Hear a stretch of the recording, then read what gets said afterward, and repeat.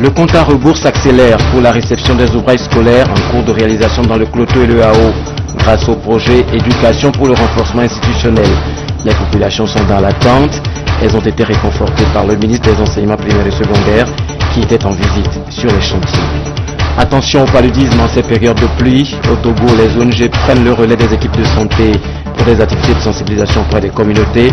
En Côte d'Ivoire, des pick-ups sont déployés dans les communes d'Abidjan pour désinfecter sur tous les lieux insalubres. Le championnat national de première division a démarré hier au Togo. Une première journée marquée par des fortunes et des déboires divers au niveau des 12 équipes engagées dans la compétition. Bonsoir. Le projet est assez ambitieux. Il a permis de doter l'ensemble du territoire togolais d'un millier de bâtiments scolaires, y compris les écoles normales. Le PERI, projet éducation pour le renforcement institutionnel, est en pleine exécution dans le Cloto et le Hao. Le ministre des Enseignements primaires et secondaires y a fait un tour. C'est pour évaluer les différents chantiers. Il a été séduit par le dévouement des populations. Les travaux ont été exécutés dans une approche participative. Christine Petit-Kialoute.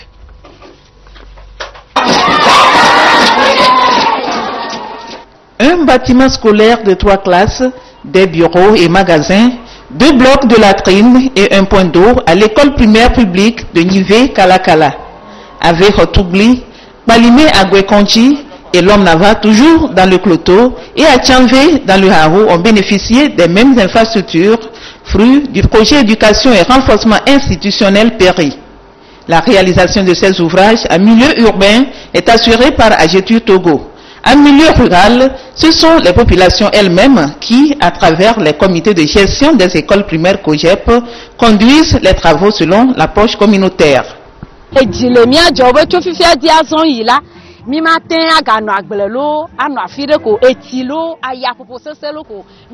Grâce au projet PERI, nous pouvons aujourd'hui être tranquilles. Nos enfants seront en sécurité. Nous manquons de mots pour dire notre satisfaction pour toute la formation que nous avons reçue. Nous avons eu 5 formations et après les 5 formations, il y a eu le financement. Et au moment de la construction, nous venons pour suivre. On voit le dosage du ciment, du sable, du gravier, tout. Sur l'ensemble du territoire national, on compte 815 nouvelles salles de classe. Le PERI prend également en compte la construction de 3 écoles normales d'instituteurs, dont celle d'Adeta dans la préfecture de Kwele. Tout ceci grâce à l'appui financier du Partenariat mondial pour l'éducation. Le projet PERI a bénéficié d'un financement de 45 millions de dollars, ce qui fait à peu près 22,5 milliards de francs CFA.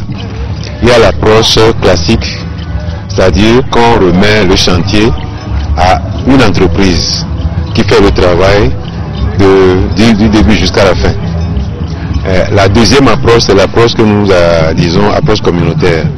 Ça veut dire que nous aidons plutôt les communautés à suivre le travail, à recruter l'entrepreneur, à suivre les chantiers jusqu'à la réalisation des travaux. Donc c'est cette phase qui a été, je dirais, la phase la plus bénéfique pour le projet. Parce que là, nous avons réalisé assez d'économies. Malgré les efforts dans le secteur de l'éducation, les besoins en infrastructures sont encore énormes. C'est pourquoi le gouvernement accorde une attention particulière à ce projet qui soutient le plan sectoriel de l'éducation, d'où la présence du ministre des Enseignements primaires et secondaires dans certaines localités bénéficiaires dans le Cloto, Kwele et Hao pour apprécier l'état d'avancement des travaux. Nous avons vu donc ce que le PERI fait dans les villages les plus reculés. Nous avons vu également ce qui se fait en milieu urbain. Partout où nous sommes allés, que ce soit dans les établissements primaires ou que ce soit au niveau de l'ENI, nous pouvons dire quand même que le travail se fait, un travail de qualité qui se fait. Surtout au niveau du primaire, nous avons initié quelque chose. Au niveau du Togo, c'est les COGEP. C'est les populations elles-mêmes qui gère pratiquement tous les processus du marché jusqu'à la construction et à la réception des ouvrages. Et là, nous avons rencontré ces COGEP-là qui sont très fiers. Il y a longtemps que nous parlons des bâtiments qui se construisent, il est quand même temps de les faire voir. Le projet devrait prendre fin officiellement le 30 avril dernier, mais avec les économies réalisées grâce à l'approche communautaire, le Togo dispose encore de 6 mois pour la construction d'au moins 181 salles de classe additionnelles. En dehors du partenariat mondial pour l'éducation, certains pays comme l'Allemagne font aussi partie des plus fidèles partenaires qui accompagnent le Togo dans la réalisation des projets éducatifs. En témoigne ce nouveau centre construit grâce au financement de l'ambassade d'Allemagne au Togo. Nestor Mouzou. Voici le centre de formation artisanale d'insertion sociale de Pangazibio dans le canton d'Awendjelo, préfecture de la Kosa. 2 nouveaux bâtiments ont été construits dans ce centre. Leurs portes sont désormais ouvertes aux apprenants du centre. Ils constituent leur dortoir et ils ont été offerts par l'ambassade d'Allemagne au Togo. Il y a des apprentis ici qui n'ont pas d'endroit pour rester pendant la campagne d'alphabétisation. Et de cette manière, ils peuvent rester ici, ils sont logés dans des bonnes conditions. Et parce que je veux prouver que c'est un projet qui me tient au cœur, et parce qu'on a financé ce projet avec un montant de 9 millions de CFA, alors je suis ici pour inaugurer ce projet. Le centre de formation artisanale de Pangazibio a été créé le 22 décembre 2008 de la volonté de l'association de lutte contre l'analphabétisme, la faim et l'extrême pauvreté à la FEP et de la communauté du village. On apprend aux gens à parler français pour appliquer à un emploi. Par exemple, à être maçon, à être menuisier, à être couturier, à être tailleur. Voilà, on leur apprend à penser logique et surtout dans la langue française. Parce que là, quand les gens produisent, il faut quand même exporter, il faut vendre. Et là, c'est une formation continue. Le centre a déjà formé 83 jeunes déshérités depuis sa création. Il compte aujourd'hui 75 apprenants. La réception d'un nouveau bâtiment a donné l'occasion aux responsables du centre d'exprimer certains besoins qui sont le relèvement du salaire des formateurs, l'électrification, l'équipement et la réfection de la voie d'accès. Au Togo, l'éducation a un volet complémentaire et non moins important, l'alphabétisation. Elle concerne surtout les personnes déscolarisées ou âgées. En dehors des programmes officiels, certaines organisations de la société civile prennent aussi à bras le corps ce défi. C'est le cas des femmes de l'église adventiste du 7e jour qui, 9 mois durant, ont appris à leurs consorts des marchés d'Adeti Kopé et de Davier à lire, à écrire et à compter. Albertine Yakin, reportage. Anna n'a pas eu la chance d'aller à l'école. Elle s'est inscrite au centre d'alphabétisation du marché de Nukafu. Fini les intermédiaires pour gérer les correspondances de ces femmes, ouvrières et commerçantes. Plus jamais d'aveugles devant l'écriture. Ce défi est relevé grâce aux femmes du ministère de l'église adventiste du 7e jour qui ont pris en compte l'autonomisation de la femme. Ces dernières ont alphabétisé plus d'une centaine de femmes de la région maritime, des localités d'Adeti Kopé, de Davier Mondji et de Tchevier Lomnava. À l'issue de la formation, les récipiendaires ont reçu chacune un diplôme. Avec cette école, ça m'a aidé beaucoup. Et quand mon enfant vient de l'école, je lui demande quel devoir on lui a donné. Et quand il me montre, je lui aide et mon mari est content de moi. Nous avons fait 9 mois pour les former. Et pendant ces 9 mois, il y a des gens qui n'arrivent même pas à prononcer une syllabe. Donc il faut 2 ans, 3 ans avant qu'elle n'arrive à bien lire dans le syllabaire. Selon la responsable en charge du programme d'alphabétisation, cette initiative est une clé de développement et d'épanouissement de ces femmes. Nous avons associé à cette formation d'autres méthodes qui sont par exemple la fabrication de savon, c'est-à-dire les formations en AGR, les formations sur l'éducation des enfants, les formations sur la santé et aussi dans la vie de chaque jour. Donc c'est toutes ces choses-là qui leur donnent le courage de venir assister à ces cours-là. Mais dans l'organisation, nous avons vu que le problème n'était pas seulement au niveau de l'église, que ça s'étendait partout, sur tout le territoire. D'ailleurs, le gouvernement a fait des recherches dessus et nous savons un peu le résultat. Nous voulons exhorter ces femmes à mettre leurs enfants à l'école dès le bas âge, afin qu'on n'ait pas à lutter demain pour que les gens soient alphabétisés. Dans l'allégresse, les bénéficiaires du projet de formation chantent les bienfaits de la scolarité. Du côté du Parti Unir, on pense toujours aux plus démunis. Générosité manifestée à l'endroit des populations de Blita et Tchaoudjo. La marque Boudjouna. Ce don du Parti Unir est composé de 32 sacs de riz de 25 kg, des cartons d'huile, des pâtes alimentaires et des sardines. Il est destiné à l'orphelinat Caredo de Blita, entendez, centre d'accueil et de réinsertion des enfants déshérités et orphelins. La remise de ce don par l'honorable député Nyako Afré s'est déroulée en présence des autorités préfectorales. Nous ne faisons que de lui dire merci pour tout ce qu'il fait pour les enfants orphelins et enfants déshérités. Et nous le soutenons dans nos prières, car nous n'avons rien à lui donner en retour, si ce n'est pas la prière. Le centre d'accueil et de réinsertion des enfants déshérités et orphelins Caredo de Blita a à son sein 25 orphelins et c'est la deuxième fois que cet orphelinat reçoit un don du Parti Union pour la République Unie.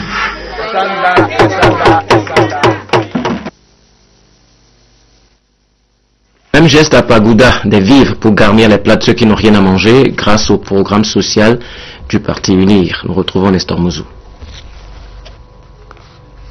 Sac de riz.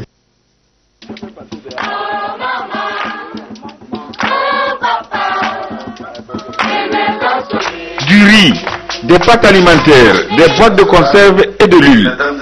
C'est la composition des vivres dont a bénéficié l'orphelinat de la bienheureuse mère Régine Potman de Pagouda, un centre tenu par les sœurs de la congrégation Sainte-Catherine. Le don a été fait par le Parti Unir, Union pour la République. Ce don, c'est le chef de l'État, Forest Nyasingbe, qui a fait cela pour les orphelins. Et vous le savez bien, ce n'est pas le premier geste. Chaque année, il le fait. C'est pour concrétiser toujours l'objectif qui s'est visé. Pensez d'abord aux plus démunis et après les autres. Orphelins et responsables du centre sont touchés par cette action humanitaire. Nous les remercions sincèrement pour tout ce qu'ils ont fait pour nous. Et que Dieu les bénisse, que Dieu les donne une longue vie pour nous garder comme ça. Merci d'avoir pensé à nous les orphelins. Lorsqu'on est dans la joie, les mots manquent pour l'exprimer. Mais je voudrais tout simplement exprimer notre profonde gratitude au chef de l'État, parce qu'il ne ménage aucun effort pour venir en aide aux populations démunies. Le directeur de cabinet du Premier ministre Choumfei Tchéoupré et d'autres cadres du Parti Unir, section Bina, se sont succédés pour exhorter les enfants de l'orphelinat Régine Potman de Pagouda à l'assiduité au travail en vue d'assurer la relève de demain. Cet orphelinat a ouvert ses portes en 2000. Il compte actuellement 29 pensionnaires sur place. D'autres sont placés dans des familles d'accueil. Haute formation politique, le NI, Gabriel de Sergnon et les siens poursuivent leur tournée de sensibilisation sur la promotion des valeurs citoyennes dans la perspective des échéances électorales futures. Petit à petit, l'oiseau fait son nid et petit à petit, bâtissons le Togo. C'est par ce slogan que les cadres du parti politique Le NI ont sensibilisé la population de Bassadi sur le bien fondé du vote. Ils ont exhorté leurs militants à plus de patience, de courage et de persévérance. Le thème, c'est vérité, engagement et justice sociale. Nous avons remarqué qu'aux dernières élections législatives, le taux de participation est très faible. Ce qui veut dire que le Togolais se désengage de l'affaire politique. Nous voulons les exhorter à leur expliquer que la seule et unique voie de changement de régime est le vote. Et que c'est par les élections que nous pourrions obtenir le changement que nous souhaitons. Après l'étape de Bassadi, cette campagne de sensibilisation va se poursuivre dans le Grand Lomé et prendra fin à l'intérieur du pays.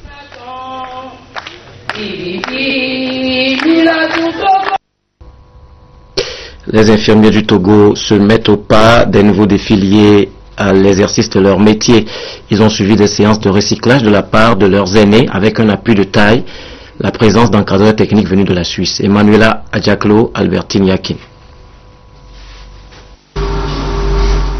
Le volet de la formation continue des infirmiers et infirmières d'État togolais, un vaste chantier de santé, constitue un apport pour plus de performance des acteurs sur le terrain. Ce processus permet aux professionnels de la santé d'améliorer davantage les soins donnés aux populations. Ces formations se feront sur un échantillonnage de 25 pour la première, et ces 25, une fois de retour dans leur milieu respectif, devront faire la restitution à leurs collègues afin que les bénéfices qu'ils vont tirer de cette formation puissent être partagés à tous les autres collègues. Le comportement d'accueil en étant un exemple eux-mêmes d'abord à leur lieu de travail. En étant un exemple, c'est sûr que les autres vont copier et par ricochet, ils changeront de comportement. Mais ce qui est sûr, le contenu de la formation sera mis à leur disposition. Cette opportunité offerte aux prestataires des hôpitaux par leurs partenaires suisses s'inscrit dans la nouvelle politique de santé au Togo.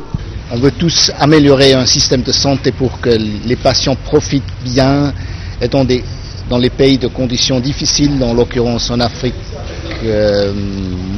presque partout en Afrique, surtout les thèmes qu'on a définis ensemble, en l'occurrence l'humanisation des soins, les questions d'éthique, y compris comment gérer des dispensaires, comment gérer les hôpitaux. Selon la représentante du ministère en charge de la santé, Dr Akpedje Nomenyo, le projet de formation va s'étendre sur plusieurs années. Elle a exhorté les professionnels à accompagner les efforts du gouvernement en améliorant les prestations en soins dans les structures sanitaires. Les participants à cette première session auront au programme deux thèmes, à savoir le management, le leadership et l'humanisation des soins. Les sages-femmes ont défilé hier dans les rues aux côtés des femmes enceintes. C'est pour manifester leur bonne collaboration à la veille du 5 mai, journée de la sage-femme. Main dans la main, les femmes enceintes et les sages-femmes du Togo dans les rues pour annoncer la célébration le 5 mai prochain de la journée internationale de la sage-femme édition 2014. De l'esplanade du marché de Regranaoué, elles ont parcouru le boulevard du Hao, prolongé de la rue des Honotiers. Après 1 kilomètre de marche, elles se montrent optimistes. Quelques gorgées d'eau et la marche se poursuit. Moi j'irai jusqu'au fond. Même si c'est atelier là, j'irai. Je suis sûr. Vous n'êtes pas déjà épuisé? Pourquoi? Non. Donc qu'est-ce que ça vous fait, la marche là? Ça me relaxe. Je suis relaxée. Ça me fait du bien. Ça fait du bien aussi au bébé. Puisque je suis presque à terme, je pense que ça va me faire beaucoup de bien. Ensemble, elles s'engagent à corriger les relations parfois conflictuelles qui surviennent avant et pendant l'accouchement. Je lance appel à toutes les sages-femmes du Togo, à tous les écarts des femmes enceintes, d'être patientes envers nous. Beaucoup de patience et beaucoup de courage. Puisque sans la patience, des fois on vient à l'hôpital avec tous les problèmes de la maison, tu es obligé d'agresser la sage-femme. De là, elle aussi, tant qu'elle n'a pas la patience, ça s'enflamme. Nous-mêmes, nous en avons assez du mauvais visage qu'on nous prête. La marche de ce matin voudrait rétablir la confiance mutuelle entre les femmes enceintes et les sages-femmes.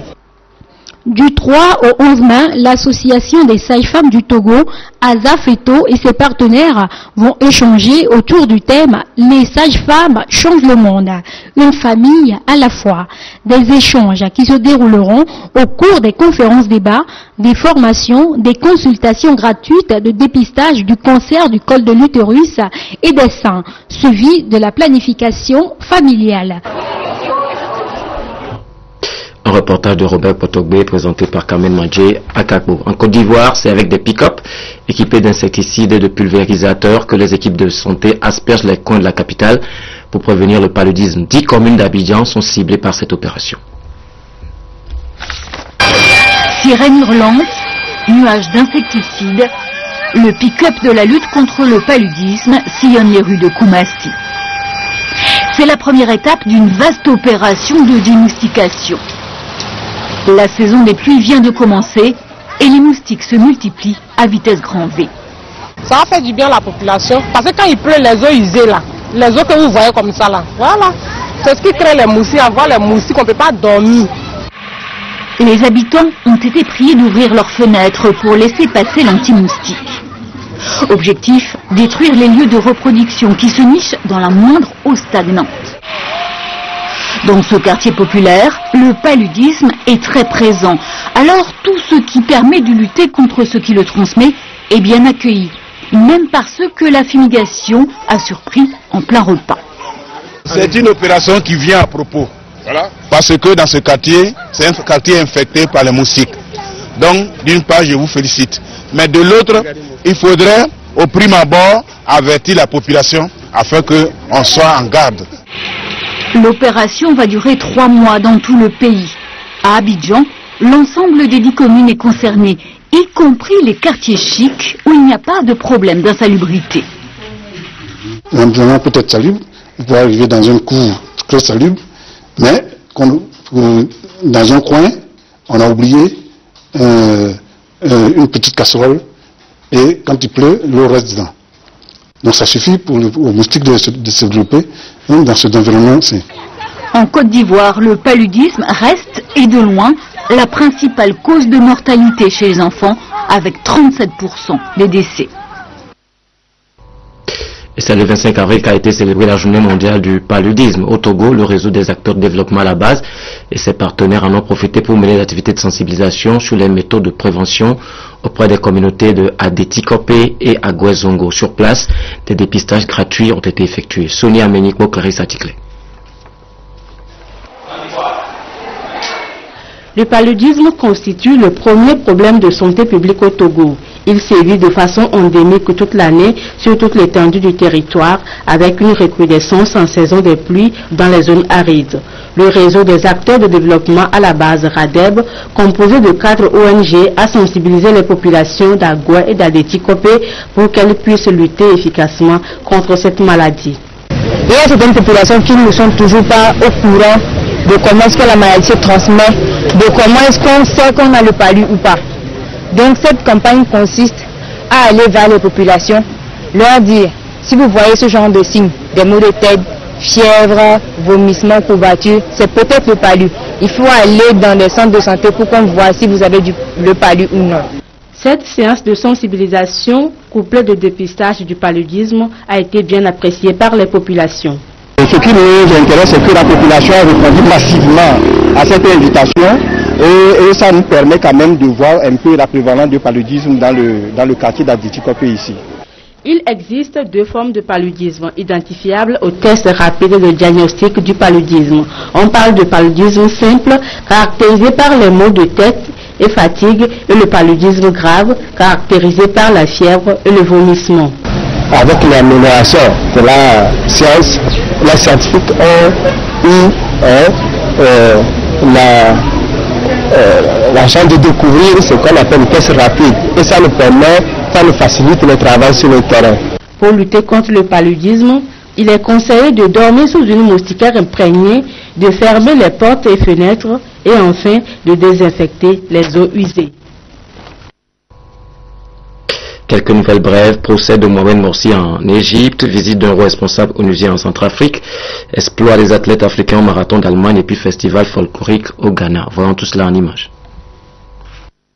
Mohamed Morsi devant la justice. Samedi, l'ancien président égyptien était entendu par les juges dans le cadre d'un procès pour espionnage en vue de mener des actions terroristes. À ses côtés, 35 co-accusés, dont des dirigeants des frères musulmans. Au même moment, un autre tribunal du Caire condamnait une centaine de ses partisans à 10 ans de prison pour des manifestations violentes. Le secrétaire général adjoint aux opérations de maintien de la paix des Nations Unies est actuellement en visite en République centrafricaine. L'objectif d'Hervé Latsou est d'évaluer la situation avant le déploiement des 12 000 casques bleus dans le pays en septembre.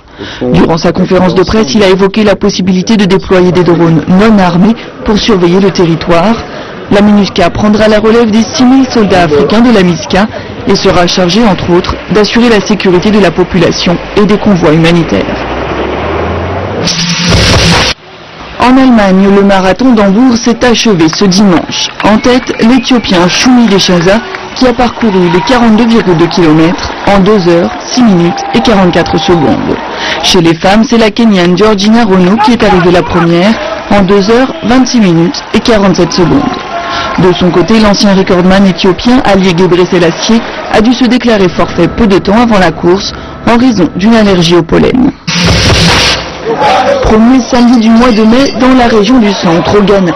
Comme tous les ans, les habitants de Winneba se sont rassemblés pour le festival d'Abo Akier, un rituel qui existe depuis 300 ans. 2 groupes d'hommes entrent en compétition pour attraper en premier le daim qui sera sacrifié en hommage au dieu Penkiotu. Alors que les chasseurs étaient revenus bredouilles l'année dernière, un homme est cette année sorti de la forêt au bout de 2 heures, emportant sa proie sur les épaules. Après la chasse, les chasseurs et leurs femmes ont défilé dans les rues de la ville en chantant et en dansant, une tradition ancestrale qui attire de plus en plus la curiosité des touristes. Au Togo, c'est le grand Yoto qui va vibrer le 16 août prochain au rythme de Rogbezan 2014. La fête des moissons et des retrouvailles de tous les ressortissants du milieu. Le folklore local sera au rendez-vous, mais c'est surtout l'occasion de réfléchir au développement de la préfecture. Patrice Boko.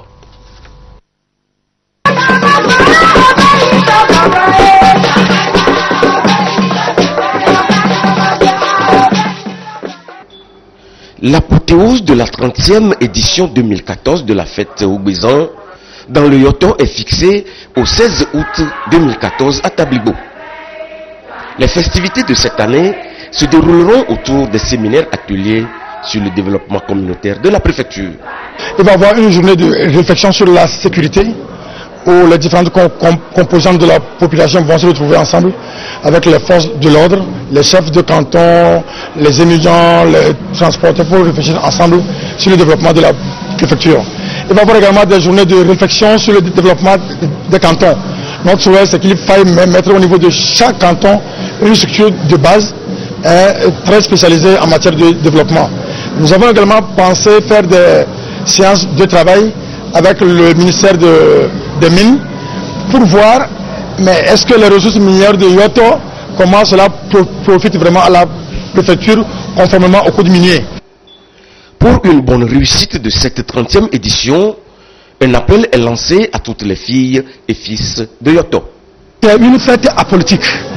Donc, je lance un appel solennel encore pour tous les partis politiques que la fête traditionnelle Rogbezan n'est pas une fête politique. C'est une fête de retrouvailles, une fête de famille, de développement. Rogbezan 2014, c'est aussi la fraternité, la solidarité et l'union de tous les fils de Yoto dans un sursaut d'orgueil pour l'intérêt général des populations. Rendez-vous est pris donc pour le 16 août 2014 à Tablibo. Les journalistes étaient sur scène hier pour la 3e édition du Thé des médias. Pour une fois, ils ne couvraient pas l'événement, mais étaient plutôt les vedettes de la soirée pour un défilé de mode. Découvrez l'autre talent des journalistes togolais avec Désiré Dagovi et Christine Petit-Kelouté.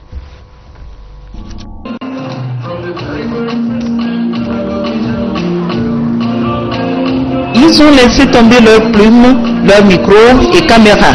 Les professionnels de la communication se sont donné rendez-vous pour la 3e édition du Thé des médias.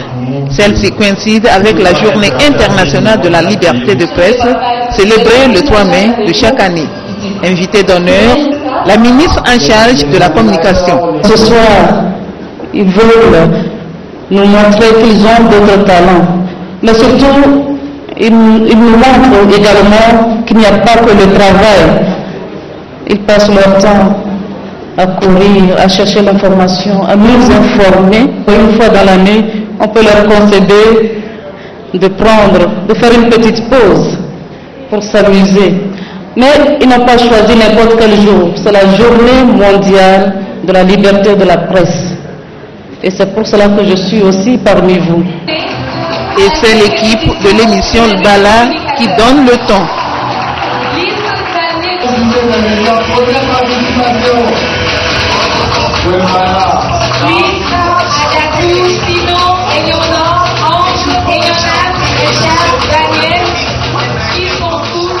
Vous avez vu un peu ce qui s'est passé, il y avait une super ambiance dans la salle On s'attendait à tout sauf à ce show qui a été présenté par les journalistes tout à l'heure. Ceci dénote de la réelle volonté des hommes de médias de faire une pause récréative chaque année pour partager tous ces instants de bonheur et de plaisir avec leur public.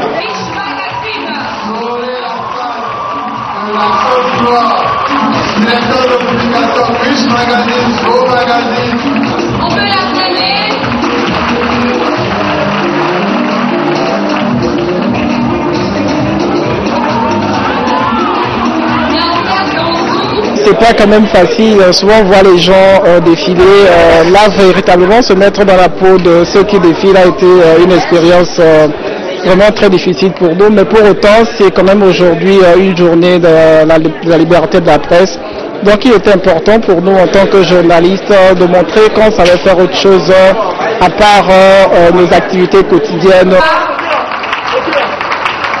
Tous les journalistes. J'ai trouvé que c'était une très bonne idée et ça renforce la convivialité entre les hommes de médias et ça c'est une très très bonne chose. Je crois que c'est une initiative, je ne dirais pas que je vais exporter, mais on va s'en inspirer peut-être pour faire quelque chose aussi à Abidjan. Défilé de mode, karaoké sont entre autres les temps forts de cette 3e édition des médias.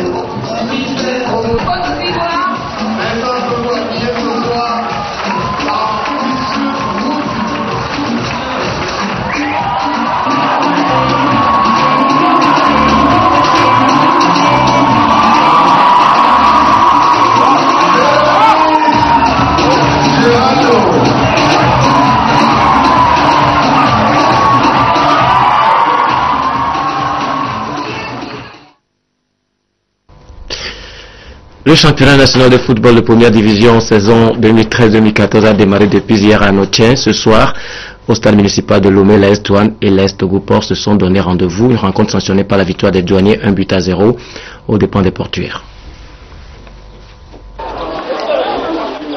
Le derby de la capitale entre l'AS Douane du Togo tout double vêtu et l'AS Togo-Port n'a pas été à la hauteur des attentes. Les deux équipes n'ont proposé qu'un jeu décousu. Seule cette grosse maladresse de Kokuli Fano à la 28e minute à se mettre sous la dent avant la pause. La seconde période, une copie conforme de la première. C'est à la 80e minute, sur cette tête de Ourouane Oasis, que l'AS Douane, vice-champion de la saison dernière, l'emporte donc 1-0 face à l'AS Togo-Port sans toutefois convaincre.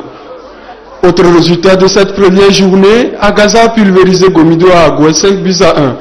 À Bassa, Bikenti a épinglé Dito 1-0. Même score entre Fouadan, Asco, Ange de Notia Maranata et Semassi Unisport. Voilà, merci de nous avoir suivis. À très bientôt.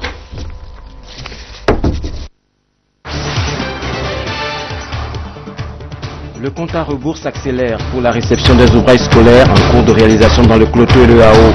Grâce au projet Éducation pour le renforcement institutionnel, les populations sont dans l'attente. Elles ont été réconfortées par le ministre des Enseignements primaires et secondaires qui était en visite sur les chantiers. Attention au paludisme en ces périodes de pluie. Au Togo, les ONG prennent le relais des équipes de santé pour des activités de sensibilisation auprès des communautés. En Côte d'Ivoire, des pick-up sont déployés dans les communes d'Abidjan pour désinfecter sur tous les lieux insalubres. Le championnat national de première division a démarré hier au Togo. Une première journée marquée par des fortunes et des déboires divers au niveau des 12 équipes engagées dans la compétition.